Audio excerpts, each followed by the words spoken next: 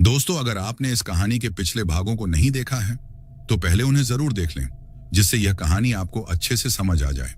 और हाँ, कहानी को शुरू करने से पहले आप सब अपने इस भाई के चैनल को सब्सक्राइब जरूर कर लें और कमेंट में अपना नाम जरूर लिखें, जिससे मुझे पता चल सके कि कौन कौन हमारी कहानी को सुन रहे हैं। चलिए कहानी शुरू करते हैं। 4 साल की एक मासूम आत्मा, जिसके भीतर सिर्फ शरारत और मासूमियत भरी थी, जो एक जीते जागते इंसान के आसपास रहकर अपने 21 वर्ष होने तक का इंतजार कर रही थी, क्योंकि उसकी मृत्यु उसके जन्म वाले दिन ही हो गई थी। जन्म के मात्र कुछ घंटों बाद ही। उसने कोई गुनाह नहीं किया था, इसलिए उसे मुक्ति 21 वर्ष की आयु से पहले नहीं मिल सकती। मैं नीरज इसी नन्ही आत्मा के साथ पिछले 2 सालों से रह रहा हूं। इसकी मां को इंसाफ दिलाकर मैंने ही इसके दुष्ट पिता की आत्मा को कैद किया था और इस नन्ही आत्मा को बुरे रास्ते पर जाने से रोक रहा था, क्योंकि एक बार भी इस नन्ही आत्मा ने अगर किसी का बुरा किया तो उसकी मुक्ति उतनी आसान नहीं रह जाएगी। आस पड़ोस के लोग ये मानने को तैयार नहीं कि मेरे साथ यहाँ एक नन्ही आत्मा भी रहती है, जो मेरे पास बैठकर रोटियां खाती है, मुझसे बातें करती है और मेरे बालकनी के नीचे बने पार्क में खेलती है। कभी कभी मुझसे फरमाइशें भी करती है। वो मुझे मामा कहकर पुकारती है, पर यह सब मैं और मेरे परिवार के अलावा और कोई नहीं जानता। मैं उत्तर प्रदेश के एक ग्रामीण इलाके से गुजरात पैसे कमाने आया हूं, पर यहां आने के शुरुआती दिनों के बाद मैंने कई तरह के मानसिक और शारीरिक तकलीफ झेली है। कई दिनों तक मैं एक अच्छी और एक बुरी आत्मा दोनों के साथ रहा। फिर मैंने गुरुजी के साथ मिलकर सब कुछ ठीक किया और खुशी खुशी इस घर में दोबारा रहने लगा। सब कुछ सही चल रहा था, पर आज जब मैं अपने दफ्तर से घर आया तो उस नन्ही आत्मा ने मुझसे जिंदा इंसान के खून की मांग की। मैं जानता हूं वो कोई इंसान नहीं है, जानता हूं मेरी रोटियां उसकी भूख नहीं मिटाती, बस वो मेरा साथ देने के लिए मेरे साथ बैठती है। पर है तो उसके भीतर एक बचपन ही, एक मासूम बचपन। उसकी ऐसी बेहुदा मांग पर मैं क्या प्रतिक्रिया दूं, मेरी समझ से परे था। काफी देर तक तो मैं खुद को संभालता रहा। उसके बाद दीवार से झांकती उस नन्ही आत्मा, जिसे मैं परी कहकर बुलाता हूं, नन्ही परी जिसको एक दिन आसमान में उड़ जाना है, उसे मैंने अपने पास बुलाया और अपने गोद में बैठाकर बड़े प्यार से उससे पूछा, परी आप ये क्या कह रही है? इंसान का खून थोड़ी ना पीने की चीज होती है। आपको कुछ पीने की इच्छा है तो आप दूध पियोगी। नहीं मामू, रहने दो, मैं जा रही हूं। यह कहकर नन्ही गुड़िया गायब हो गई। मुझे पता है वो कहां गई होगी। वो जरूर बालकनी के नीचे पार्क के झूले में गई होगी, उसकी सबसे पसंदीदा जगह। और थोड़ी ही देर में मुझे झूले के हिलने की आवाज आई। मैं बालकनी में आकर खड़ा हो गया और नीचे परी को देखने लगा। वो मुंह फुलाए झूले पर बैठी थी। उसे इस तरह देखकर तो मुझे हंसी आ रही थी, पर बात उतनी छोटी भी नहीं थी। किसी इंसान के खून के लालच में तो एक शैतानी चुड़ैल रहती है। फिर मेरी नन्ही परी के मन में ये बात आखिर आई कहां से? काफी देर तक सोचने के बाद भी जब मुझे कुछ समझ नहीं आया तो मैं वापस अपने कमरे में आने के लिए पलटा ही था कि मेरे पीछे मुड़ते ही झूले की आवाज अचानक से बंद हो गई। और मैं जब वापस पीछे मुड़ा तो परी को पार्क के बीचों बीच नीचे मिट्टी में कान गड़ाए लेटे हुए पाया। ऐसा लग रहा था जैसे धरती के गर्भ से उससे कोई कुछ कह रहा है, कोई जो चाहता है कि वो नन्ही परी से नन्ही चुड़ैल बन जाए। आखिर परी इस तरह जमीन में कान गड़ाए क्या सुन रही है? वो भी उसी जगह जहां गंगा की मिट्टी और अभिमंत्रित धागों से परी का शैतान बाप कैद है। क्या शैतान फिर से परी से जुड़ने की कोशिश कर रहा है और अपने अधूरे काम वो मेरी परी से करवाना चाहता है? पर गुरुजी ने तो कहा था कि अनंत काल तक गंगा की पवित्र मिट्टी शैतान की आत्मा को रुलाती रहेगी। वो खत्म तो नहीं होगा, पर उसमें इतनी औकात भी नहीं होगी कि वो वहां से बाहर आए या किसी भी तरीके से किसी और से बात कर पाए। ये शैतान नहीं हो सकता। शैतान की कहानी तो खत्म हो चुकी है। ये कोई और है जो मासूम सी परी की आत्मा को चुड़ैल बनाना चाहती है। मैं चाहता था इस बारे में मैं अपने गुरुजी से बात करूं, पर आजकल वे अधिक बीमार रहने लगे हैं। अंत में मैंने निश्चय किया कि मैं कुछ दिनों तक परी पर नजर रखूंगा और इस गुत्थी को सुलझाने की खुद कोशिश करूंगा। ये मन बनाकर मैं बालकनी से वापस कमरे में लौट आया और खा पीकर सो गया। पर अचानक मेरी नींद सुबह के 4:30 बजे किसी के बुरे तरीके से चीखने की वजह से खुली। गौर से सुनने पर पता चला आवाज तो मेरे ही फ्लैट के नीचे से आ रही है। कॉलोनी के सबसे अंत में मेरा फ्लैट होने की वजह से लोग इधर कम ही ध्यान देते हैं। मैं दौड़कर सीढ़ियां उतरते हुए नीचे पहुंचा तो देखा मेरे आंगन के आगे दूध की नदी बह रही है और कोने में बेचारा दूध वाला बगैर धोती के पड़ा दर्द से तड़प रहा है और बचाओ बचाओ करके मदद की गुहार लगा रहा है। मैंने जल्दी से उन्हें उठाया और घर के अंदर ले आने की कोशिश करने लगा तो वो और जोर जोर से चीखने लगे और बोले, बाबूजी मुझे इस घर के अंदर मत ले जाओ, यहाँ भूत है शिव जी, कसम मैंने देखा है उसे। वो एक छोटी सी चुड़ैल, उसने मुझसे कहा कि कल से दूध न लाकर मैं खून ले आऊं, नहीं तो वो हर दिन मेरे सारे दूध के बर्तनों को पलटकर सारा दूध बर्बाद कर देगी। और उसने ऐसा किया भी। पर जब मैंने उसे गालियां दी तो वो बिल्कुल मेरे सामने आ गई। उसकी आंखें गहरी नीली और दांत बिल्कुल काले थे। वो हंस रही थी और उसकी हंसी इतनी डरावनी थी कि मेरी धोती ही गीली हो गई। और उसी वक्त वो धोती खींचकर अपने साथ ले गई और जाते जाते मुझे ऐसा पटका कि न जाने मेरी हड्डियां कितने जगह से टूटी हों। वो बोलता जा रहा था, बाबूजी मैं कल से नहीं आऊंगा, आप किसी और से दूध मंगा लेना, चुड़ैल मेरा खून पी जाएगी। इस बात को सुनकर मेरा खून खौलने लगा और मैंने उसे जोर से डांटा, वो चुड़ैल नहीं है, समझे आप। दोबारा उसे चुड़ैल मत कहिएगा, मैं अभी आपका हिसाब कर देता हूं, रुकिए यही। ये कहकर मैं वापस ऊपर गया और उसके 1 महीने के 1300 रुपए और आज के नुकसान के लिए 500 रुपए और उसके लिए एक तौलिया लेकर आया और उनको सौंप दिया। पैसे गिनते गिनते उसने फिर एक बार मुझे चेतावनी दी, भैया आप यूपी से हैं ना, तो मैं भी बिहार से हूं। इन अदृश्य शक्तियों से कई बार पाला पड़ चुका है। आपने अपने घर में जिसे पाल रखा है वो चुड़ैल ही है, क्योंकि चुड़ैल ही एकमात्र खून की प्यासी होती है, और वो भी तब जब वो एक बार इंसान के खून का स्वाद पाले। मैंने एक बार और उसे डांट कर भगा दिया। कोई मेरी मासूम सी परी को खूनी चुड़ैल का नाम दे, ये मुझसे कैसे बर्दाश्त होगा। पर परी ने ऐसी हरकत क्यों की? माना कि वो शरारती है। कई बार उसने मेरे घर आई माँ और मेरी बहनों को भी डराया है, पर उसने कभी किसी का नुकसान नहीं किया।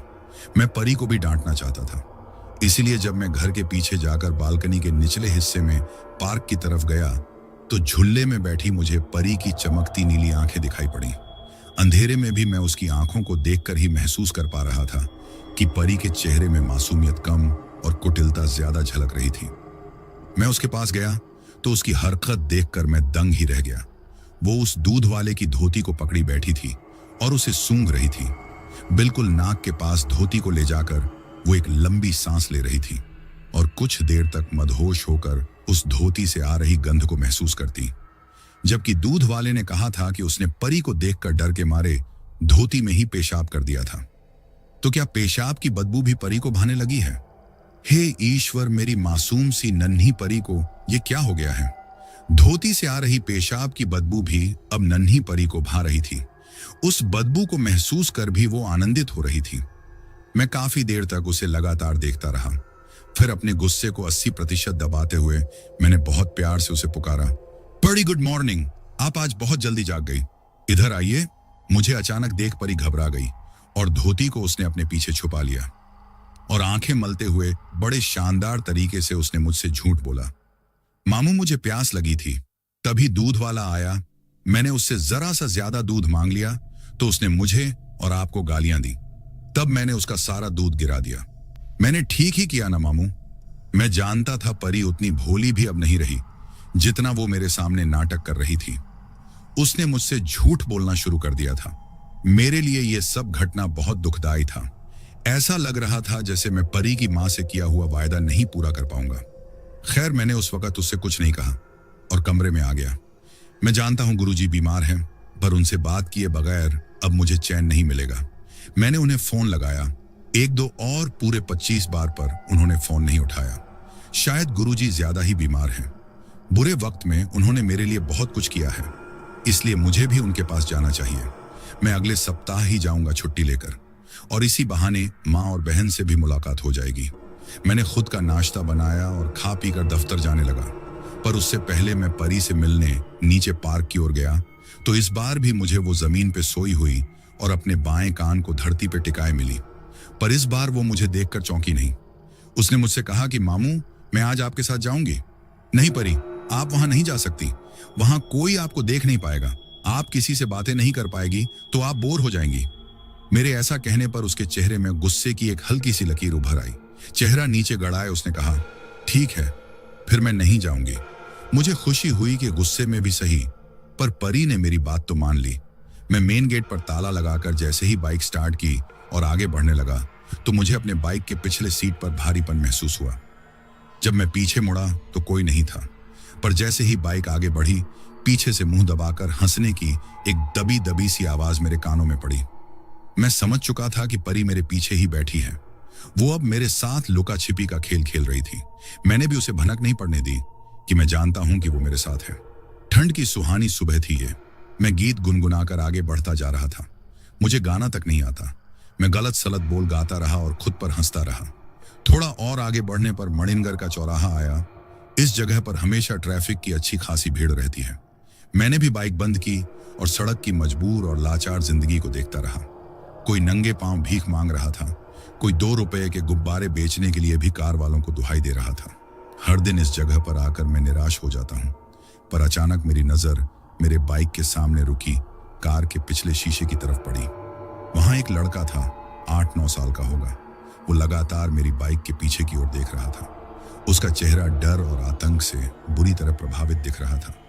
उसकी हरकतें बता रही थी कि वो जरूर परी को मेरे पीछे बैठा देख पा रहा था, पर परी ने जरूर ऐसा कुछ किया होगा कि जिससे वो बच्चा इतना डर रहा है। हालांकि परी अभी भी मेरे लिए अदृश्य ही थी। थोड़ी ही देर में ट्रैफिक हटा और सभी गाड़ियां स्टार्ट हो गईं। मैंने जैसे ही बाइक आगे बढ़ाया, उसी वक्त पीछे सुनाई पड़ी एक चीत्कार जो उस 8-9 साल के लड़के की थी। पीछे मुड़कर देखने पर मुझे वो लड़का अपने गाल पे हाथ रखे हुए मिला। इसका मतलब परी ने जाते जाते उस लड़के को एक जोरदार तमाचा जड़ दिया।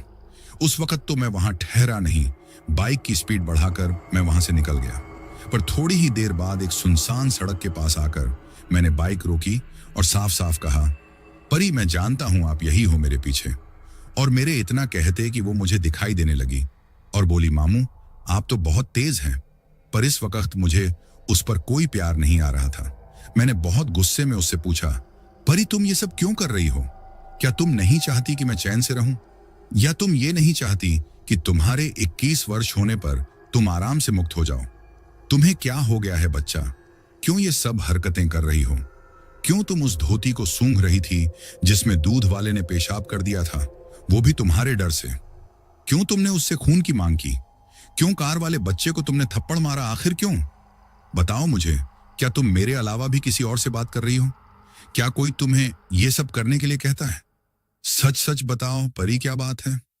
मैंने देखा परी मेरी डांट सुनकर बिल्कुल शांत हो गई। उसके आंखों में आंसू आ गए और उसने मुझे गले से लगा लिया। मैंने महसूस किया कि वो बिल्कुल मेरी पहले वाली परी थी, जो मेरे डांटने के बाद भी मुझे गले से लगा लेती है। मैं प्यार से उसके सर पे हाथ फेरने लगा। फिर उसने धीरे धीरे सब बताना शुरू किया।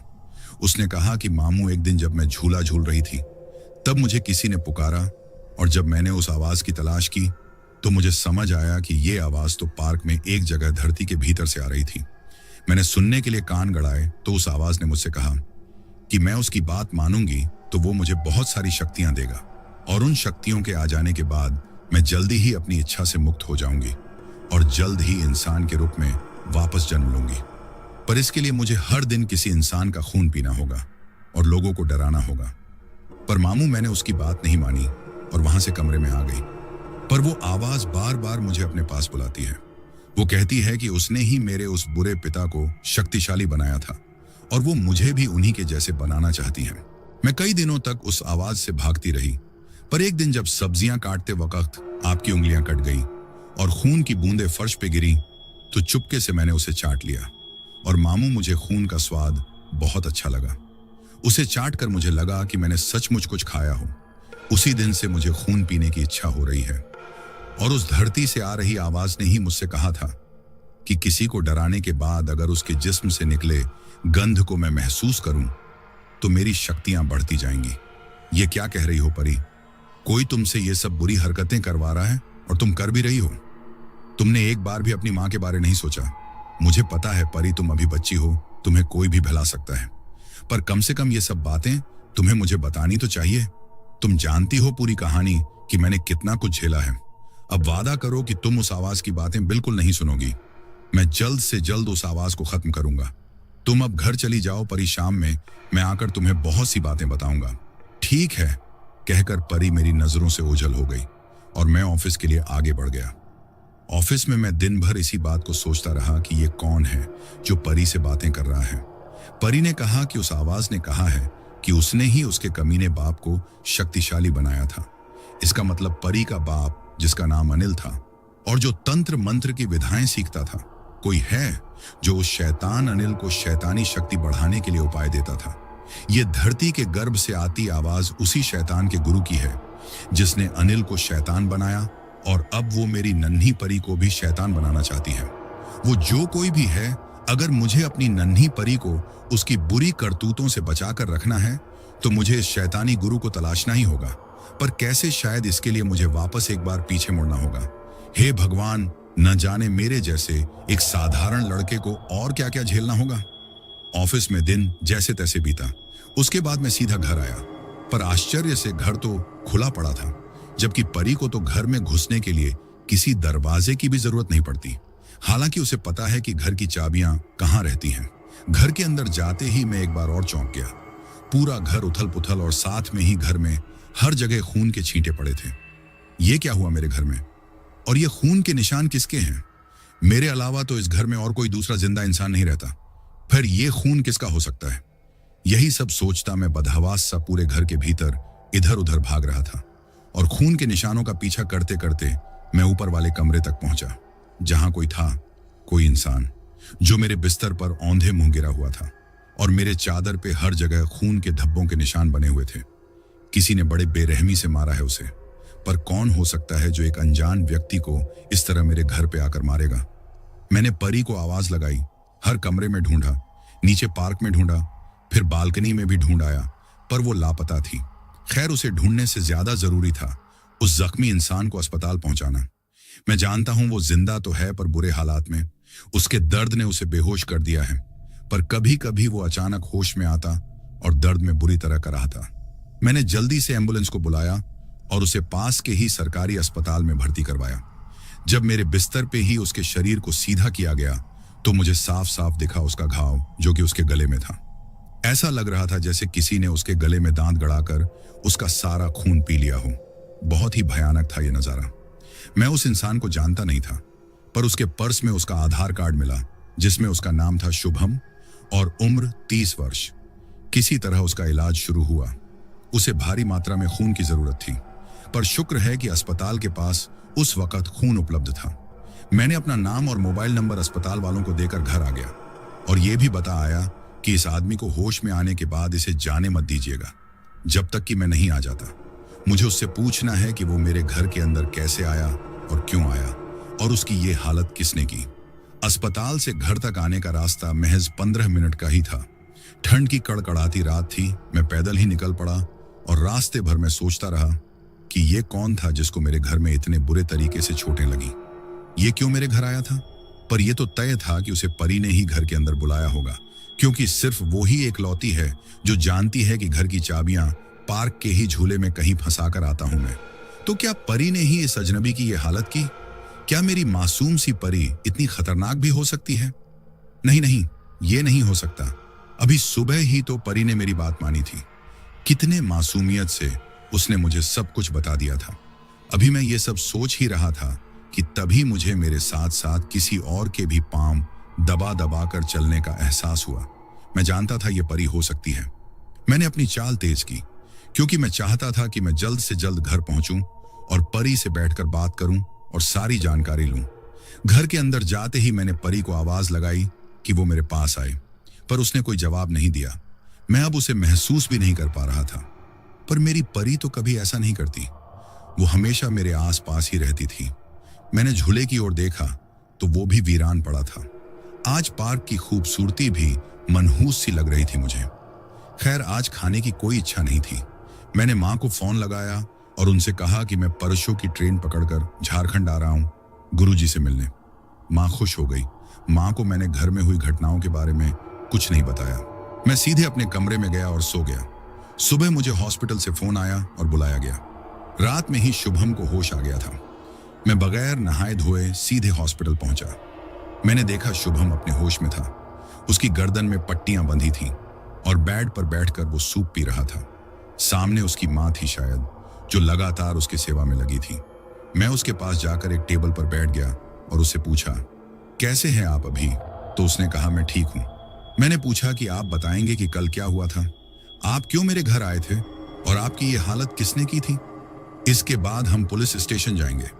मेरे सवाल पूछने के बाद मैंने देखा कि वो पागलों की तरह इधर उधर देखने लगा, जैसे वो भी महसूस कर पा रहा था कि कोई हम सबके साथ है, जो खुद को दिखाना नहीं चाहता, पर उसकी उपस्थिति मैं महसूस कर पा रहा था। वो परी थी। रह रहकर उसकी पायल की आवाज बज उठती। शुभम ने मुझसे अपने घर चलने को कहा। आधे घंटे में ही हम सब उसके घर पहुंच चुके थे। उसकी मां ने उसे उसके कमरे के बिस्तर पर लिटाया और मेरे लिए चाय बनाने चली गई। मैं उसके पलंग के पास पड़े कुर्सी पर बैठ गया। उसके बाद उसने बताना शुरू किया, नीरज जी, कल सुबह लगभग 5:30 बजे दूध वाला मेरे घर आया और दूध देते वक्त उसने मुझसे कहा कि वो कल से मेरे लिए आधा किलो दूध ज्यादा ले आएगा, जो कि मैंने ही उससे कुछ दिनों पहले कहा था, क्योंकि इसी हफ्ते मेरी पत्नी अपने मायके से घर वापस आ रही है। वो डिलीवरी के लिए अपने मायके गई हुई थी। अब वो मेरे 2 महीने के बच्चे के साथ वापस घर आ रही है, इसलिए दूध की हमें ज्यादा जरूरत पड़ेगी। पर उस वक्त उसने ना नुकुर करके मेरी बात टाल दी थी, पर अब खुद से ऐसा बोल रहा है। इस बात पे मैं थोड़ा हैरान हुआ तो उससे पूछा कि क्यों भाई, अब क्या तुम्हारी गाय ज्यादा दूध देने लगी है? तो उसके बाद उसने मुझे आपके घर में सुबह दूध वाले के साथ जो घटना घटी थी वो बताया, और बताया कि कल से वो आपके घर दूध देने नहीं जाएगा। वहां कोई नन्ही चुड़ैल है जो खून पीना चाहती है, इसलिए आपके हिस्से का दूध मुझे दे दिया करेगा। सच कहूं, उसकी बात पर मुझे बहुत हंसी आई। मैं भूत प्रेत पर यकीन नहीं करता, इसलिए मैंने उससे कहा कि मैं आपके घर जाऊंगा और चुड़ैल से मिलाऊंगा। मैंने ही उससे आपके घर का पता पूछा और दोपहर के बाद मैं आपके घर की तरफ निकल पड़ा। सोचा कि आपके घर के बारे में दूध वाला जो अफवाह फैला रहा है वो आपको बताऊं, पर आपके घर के पास पहुंचकर मैंने देखा कि गेट का मुख्य द्वार बंद है। मैं वापस मुड़कर जाने ही वाला था कि अंदर से मुझे किसी के पैरों में पायल के बजने की आवाज आई। मैंने पूछा, कोई है क्या अंदर? तो उधर से एक छोटी सी बच्ची की आवाज आई, हाँ मैं परी हूं, मामू अभी आने वाले हैं, आप अंदर आ जाइए, मैं चाबियां फेंकती हूं। इतना बोलने के साथ ही दरवाजे के ऊपर से चाबियों की एक जोड़ी मेरे ऊपर आ गिरी। दरवाजा खोलकर मैं अंदर गया और उस परी को ढूंढने लगा, पर वो मुझे नहीं दिखी। फिर मुझे दोबारा पायल की आवाज आई और मैं उस दिशा में आगे जाने लगा। घर के अंदर जैसे ही मैं हॉल तक पहुंचा कि आपके घर का मुख्य दरवाजा अपने आप बंद हो गया। इस अचानक हुई घटना ने मुझे डरा दिया। मैं हक्का बक्का रह गया। तभी मेरे सामने एक मासूम सी दिखने वाली बच्ची आई। पहले वो मुझे देख मुस्कुराते रही और फिर उसका चेहरा धीरे धीरे बदलने लगा। मासूम सी बच्ची अचानक मुझे खतरनाक लगने लगी। उसकी आंखों का रंग गहरा नीला पड़ने लगा और उसके दांत भी काले हो गए। उसके चेहरे पर कई सारे पुराने जख्मों के निशान उभरने लगे और उन निशानों को फाड़कर कई तरह के कीड़े बाहर आने लगे, रेंगने वाले सफेद कीड़े। आप यकीन नहीं करेंगे, उन कीड़ों ने मुझ पर हमला किया और मैं भागता रहा। भागते भागते मैं सीढ़ियों से ऊपर वाले कमरे तक पहुंचा तो फिर ऊपर वाले कमरे का दरवाजा भी बंद हो गया। मैंने देखा वो छोटी चुड़ैल बिस्तर पे बैठी थी और उसके दांत पहले से ज्यादा बड़े हो गए थे। इस तरह जीवन में पहली बार किसी नन्ही चुड़ैल को आंखों के सामने देखकर मैं अपने होश खोने ही वाला था कि तभी वो चुड़ैल हवा में उड़कर आई और मेरे कंधों पर बैठकर अपने काले लंबे दांत मेरे गर्दन पर गड़ा दिया। खून का फुब्बारा मेरे गर्दन से बहने लगा और फिर इतना ही बोल पाए थे शुभम मुझे कि तभी जिस लकड़ी के पलंग में वो लेटे हुए थे, वो पलंग भयंकर चरमराहट के साथ ऊपर हवा में लटक गया। ये सब बिल्कुल अचानक हुआ। वो पलंग से चिल्ला रहे थे, बचाओ बचाओ, नन्ही चुड़ैल यहां भी आ गई। और मैं बस अवाक था, समझ नहीं आ रहा था कि मैं क्या करूं। तभी कमरे में परी की एक नई और भयंकर गुस्से से भरी आवाज गूंज उठी। मैंने बोला था ना मामू को मत बताना। मैं चंद मिनटों तक सोचता रहा। मेरे आंख सब कुछ देखकर भी वास्तविकता को यकीन नहीं कर पा रही थी। दिमाग ये मानने को तैयार नहीं कि ये भोली सी आत्मा मेरी नन्ही सी परी कर रही है। पर जब शुभम की चीखें मेरे कानों में लगातार पड़ती रहीं, यकायक मैं वर्तमान में लौट आया और जोर से आवाज लगाई, परी छोड़ो उसे, नहीं तो बहुत बुरा होगा। मैं तुम्हें छोड़कर चला जाऊंगा हमेशा के लिए। मेरे इतना कहने के तुरंत बाद पलंग धीमे गति से वापस नीचे आ गई। इसका मतलब परी पर मेरी बातों का असर था। अभी भी सब कुछ खत्म नहीं हुआ, पर डर और आतंक से शुभम बेहोश हो चुका था। मैं अपने लड़खड़ाते कदमों से वापस घर की तरफ आ गया। रास्ते भर मुझे मेरे कदमों के पीछे पीछे पायल के बजने की आवाज आती रही। मैं घर में घुसते ही फर्श पर नीचे ही बैठ गया। मैं बहुत दुखी था। मैं चीख चीख कर रोना चाहता था, पर एक पुरुष आसानी से यह भी नहीं कर पाता। मैं बस हताश था। जो भयानक पल परी ने मुझे दिखाए, मैंने ऐसे पलों की कल्पना तक नहीं की थी। मैं तो नहीं रो पाया, पर मेरे पास ही मुझे सिसकियों की आवाज सुनाई देने लगी। ये सिसकियां मेरी परी की थी। फिर धीरे से आवाज आई, मामू। मैं ऐसा करना नहीं चाहती थी, पर मैं नहीं जानती ये सब कैसे हो रहा। मुझे बचा लीजिए मामू।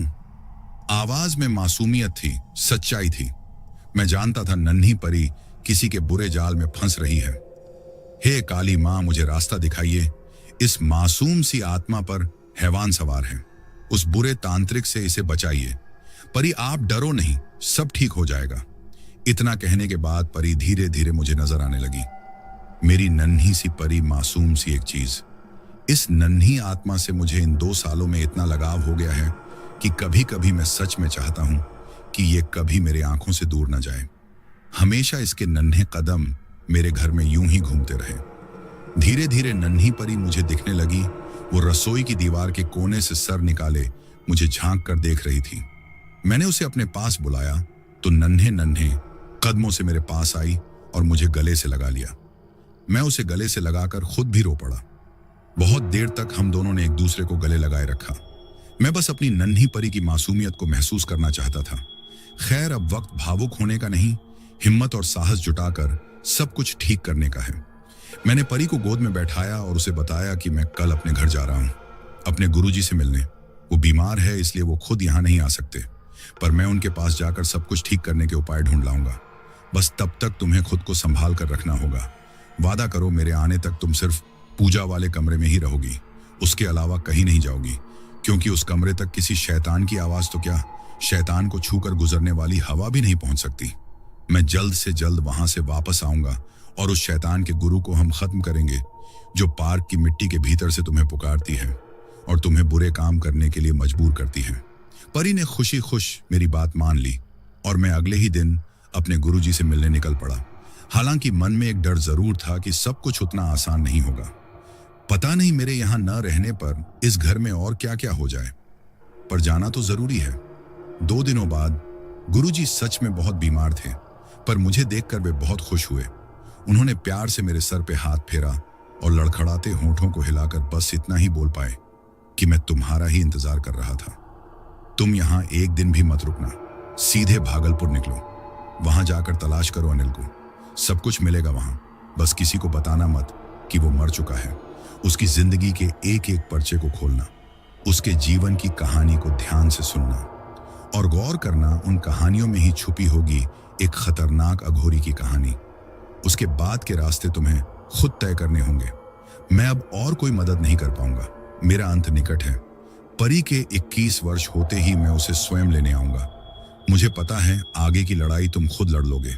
गुरुजी ने आंखें बंद की हमेशा के लिए। गुरुजी की मौत ने मुझे एक दुखद सदमा दिया। मैं अब काफी अकेला पड़ चुका था, पर जाते जाते गुरुजी ने मुझे आगे की राह जरूर दिखा दी थी। मैं उसी शाम जब हम सब गुरुजी को शमशान की अग्नि में सुला आए, उसके बाद मैं सीधे भागलपुर बिहार की ओर निकल पड़ा। अगली सुबह तक मैं भागलपुर पहुंच चुका था। मैं पहली बार बिहार आया था।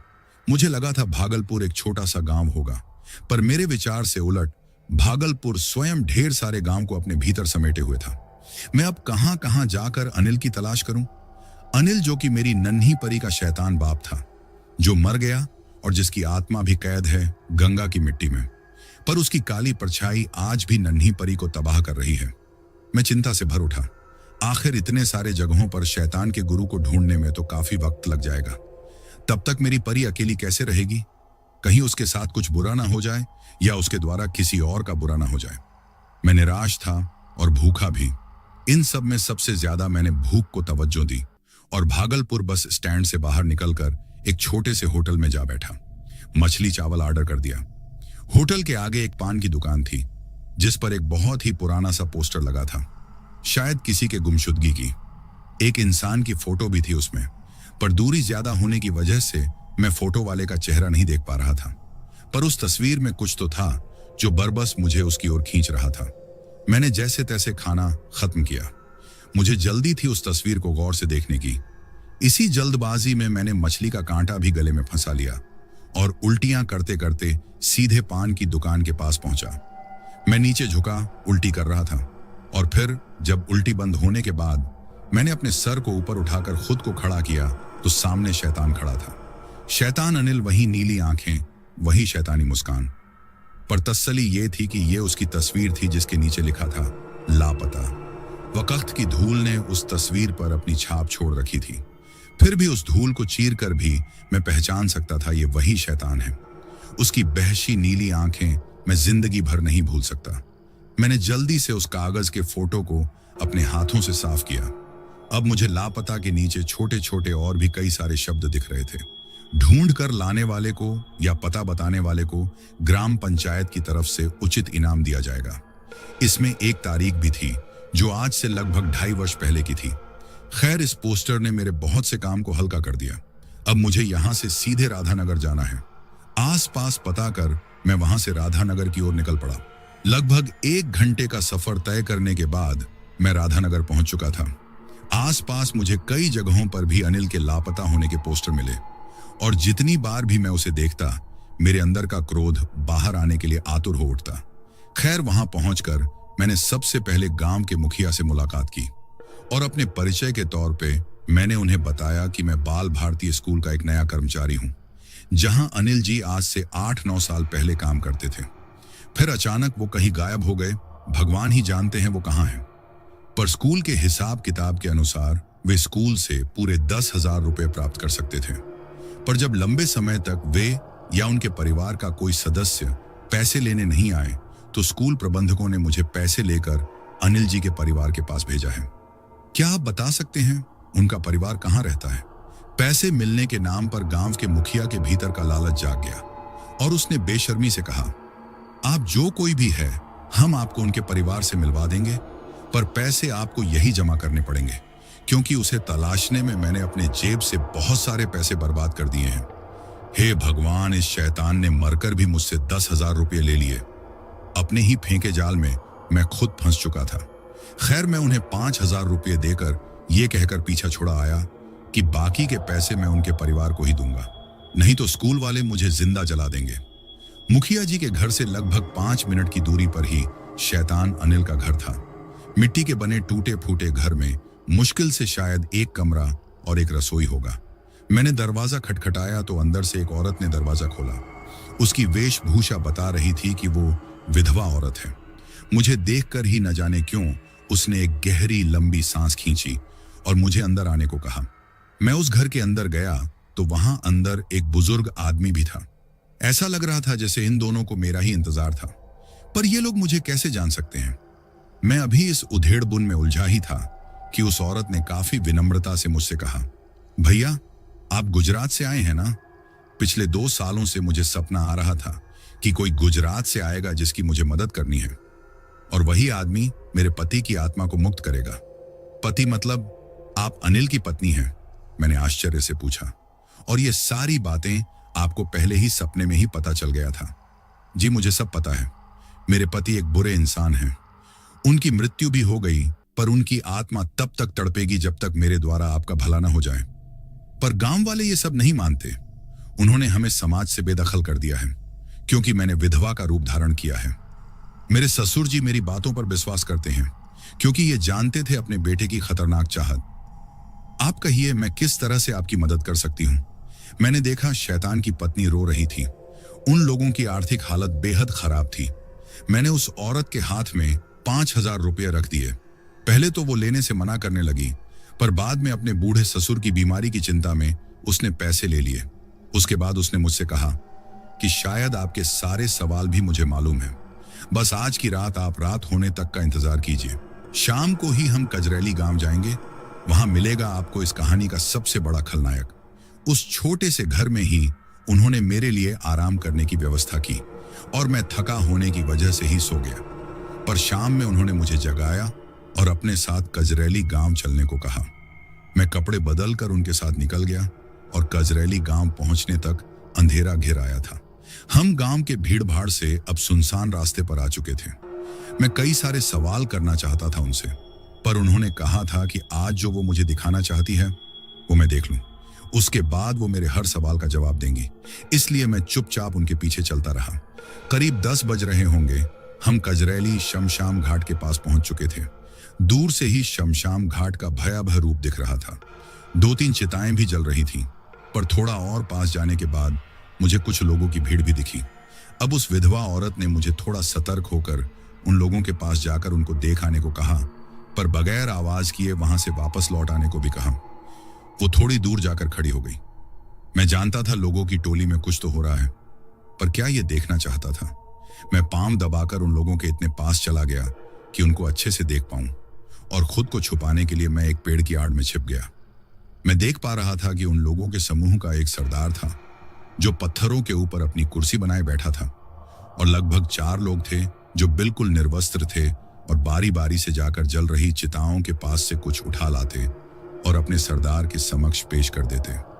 सरदार छप छप की आवाज करते हुए उन चीजों को खा रहा था और बचने पर उन चारों में भी बांट रहा था।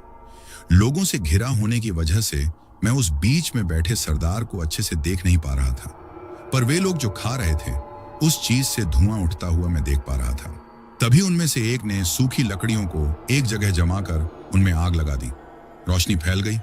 उसके बाद मैंने जो देखा वो मैं कैसे बताऊं, समझ नहीं आ रहा। वे 4 लोग बारी बारी से जाकर शमशान में जल रही लाशों के अधजले शरीर का कोई एक हिस्सा ले आ रहे थे, और उनका सरदार जो खुद भी नंगा था उन्हीं अधजले मांस को छप छप की आवाज के साथ खा रहा था। सोचिए कैसा नजारा होगा ये। मैं बेहोश होने ही वाला था, पर तभी मुझे याद आया कि मैं यहाँ अकेला नहीं हूँ। मेरे साथ एक स्त्री है जिसे सही सलामत मुझे उसके घर तक ले जाना है। मैं बेहोश नहीं हो पाया, पर अभी अभी मेरे आंखों ने जो देखा उस घटना ने मेरे पैरों को कमजोर बना दिया था। मैं लड़खड़ाते हुए पीछे जाने लगा। दोस्तों, कहानी का यह भाग आपको कैसा लगा हमें कमेंट करके जरूर बताएं। दोस्तों, अगर अभी तक आपने हमारे चैनल को सब्सक्राइब नहीं किया है तो जल्दी से सब्सक्राइब कर लें। जल्द मिलेंगे इसके अगले भाग के साथ। धन्यवाद।